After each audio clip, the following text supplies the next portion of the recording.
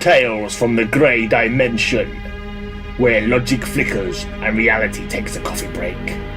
Tales from the Grey Dimension broadcast deep from the folds of warped space-time and troubled starfields. This channel transmits speculative narratives, cryptic reports, and cinematic phenomena siphoned from signal drifts, off-kilter planetary alignments, and sightings the night sky has politely declined to explain. Expect stories culled from electromagnetic anomalies, gravitational mischief, and constellations behaving like they're in on something cosmic. From sudden bursts of Morse code in the Crab Nebula to the reappearance of Saturn's lost moon, Corax Minor, our field correspondents dive into interdimensional murmurs, forgotten prophecies scribbled in Martian dust, and psychic flares that only affect typewriters. So, set your dial slightly askew, adjust your antennae with reverence. Something is out there, not quite hiding, not quite revealing, but always broadcasting.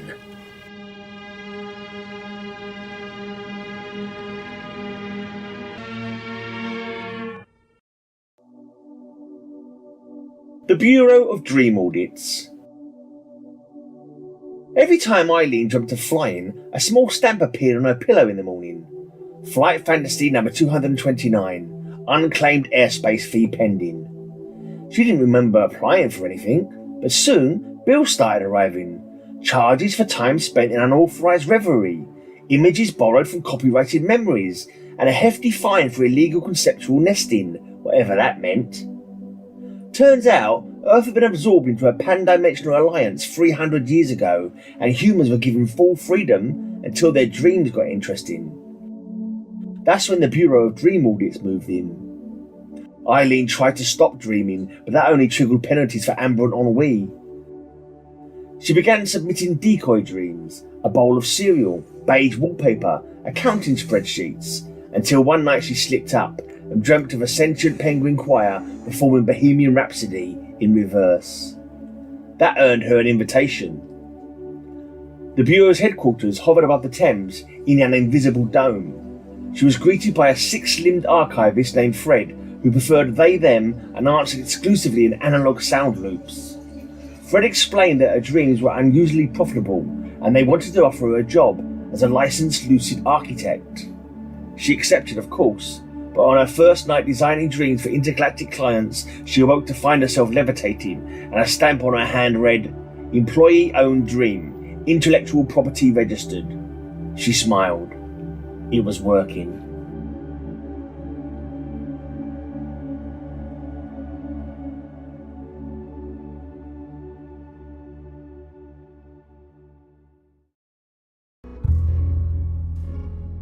The agreement. They moved to Sycamore Falls for the schools, the quiet, the promise of a slower life. The realtor had a smile that didn't quite reach her eyes, and the neighbours brought casseroles with ingredients no one could identify. But the house was perfect, and the town was clean, and the pod people didn't try to assimilate them, not anymore. That part had already happened, years ago, to others. The town had learned. Resistance made a mess, so now they coexisted. The man, his name was Daniel, mowed his lawn every Saturday. His wife Claire joined the PTA. Their son, Max, played shortstop for the Sycamore Saplings, and the pod kids cheered politely from the bleachers, their mouths just slightly too wide when they smiled. At the annual block party, the pod people brought gelatinous dishes that shimmered under the sun. Daniel brought ribs. They complimented each other's sauces. No one mentioned the incident with the mailman last spring. There were rules, unspoken but firm. The pod people would not enter their home uninvited. Daniel's family would not ask what happened to the previous residents.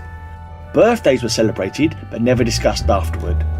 Eye contact was limited to 5 seconds. No one spoke of the orchard behind the school. Max once asked why his best friend Eli blinked sideways. Claire told him some kids were just different. Max nodded and never asked again.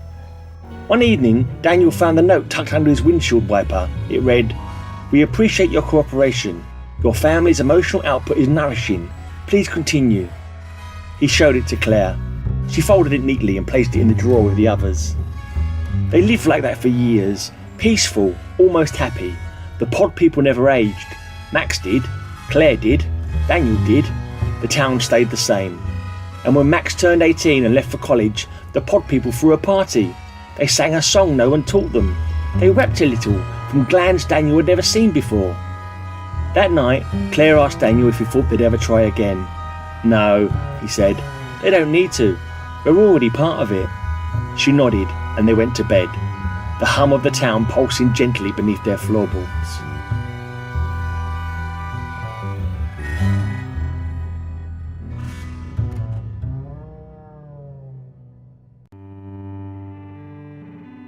The Boy Who Cried Yimkilushogroth. Timmy was 7 and had discovered the power of lying. Not ordinary lies, he'd moved past, I didn't eat the cookie, and straight into, I saw Yimkilushogroth behind the shed. The first time he said it, the sky flickered slightly. Mrs. Penwhistle's cat turned inside out and politely excused itself from existence. Timmy giggled. He's got 17 eyes and smells like burnt Thursdays. The second time, the local priest aged backwards into a baby and had to be rebaptised. Timmy was thrilled. He whispers in my cereal. The third time, the town's clocks began sobbing softly. The mare grew antlers. The forest filed a restraining order. Timmy was grounded. You mustn't lie about Yimkilushogroth, his mother said, stirring soup that occasionally screamed. But it's funny, Timmy pouted. Then came the fourth time. Timmy stood on a hill and shouted, Yimkilushogroth! The sky didn't flicker, it folded. A great and terrible silence descended. The kind of silence that makes your bones remember sins they didn't commit. Yimkilushogroth arrived. It was vast, unknowable, and slightly damp. It looked at Timmy. You summoned me, it said, voiced like 1,000 librarians sighing. Timmy blinked. I was joking. Yimkilushogroth blinked all 17 eyes. You think I manifest for jokes? Timmy nodded. Yimkilushogroth sighed.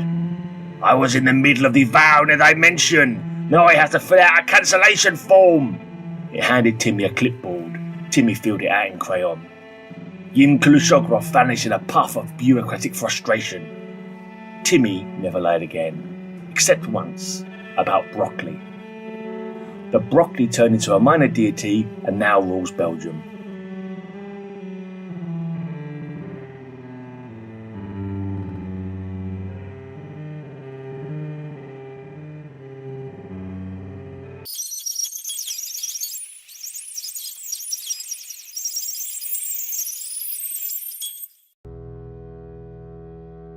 The tree that hated to be hugged. Maya hugged trees. Not metaphorically, literally. Every morning she vlogged herself embracing a different tree. Tree Hug Tuesday, she'd chirp. Let's get grounded. Her followers loved it. It was wholesome, quirky. She had a playlist, a catchphrase, a merch line.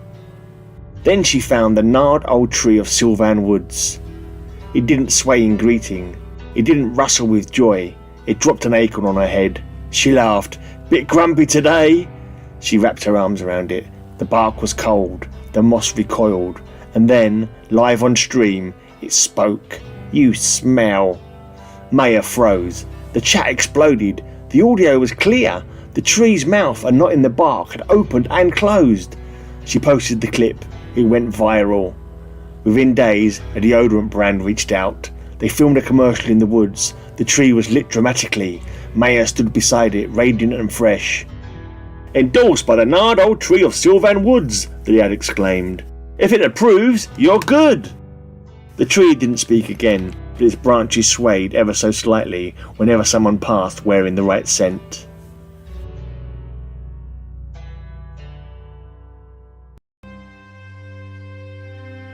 The Invisible Trousers. It began with a man named Trevor. He walked into the office wearing nothing below the waist except, he insisted, the latest in invisible trouser technology. People stared. Trevor smiled. They're breathable, ethically sourced, you just can't see them. HR was called. Trevor was indignant. You wouldn't shame someone for wearing invisible socks. The debate spread. Some claimed to see a faint shimmer. Others saw nothing but fires. Soon, others joined him. The no trousers but actually trousers movement grew. They held rallies, they sat on public benches, they demanded recognition. Fashion brands jumped in, now available in invisible denim. Try our new transparent corduroy. Trevor became a spokesperson. He gave TED Talks, he posed for ads, legs akimbo, everything visible, nothing implied. But cracks began to show. In some cases, literally. One man wore invisible trousers to a wedding. The bride fainted. A child asked, "Why is that man's bum out?" Trevor doubled down. "Visibility is a construct!" Then came the cold snap. Hospitals filled with frostbitten fires. The shimmer vanished. The movement collapsed. Trevor was last seen wearing 3 layers of very visible corduroy. He claimed it was hyper-invisible. No one believed him, but no one said anything, just in case.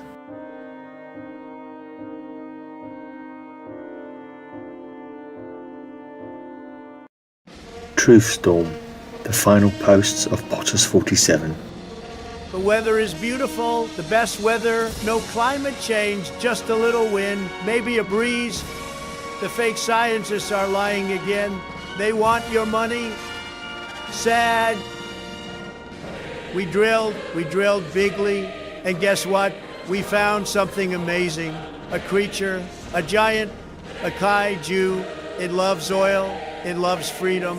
We call it Liberty Rex. It's very loyal. Only eats blue steaks. FEMA is a total disgrace. They tried to evacuate Florida with canoes. I told them to use Trump boats. They said those don't exist. Well, guess what? Neither does FEMA. The kaiju is now in Texas. It's eating wind turbines. This proves wind energy is bad. I was right again. Nobody talks about the noise they make. Very annoying. Causes cancer, probably.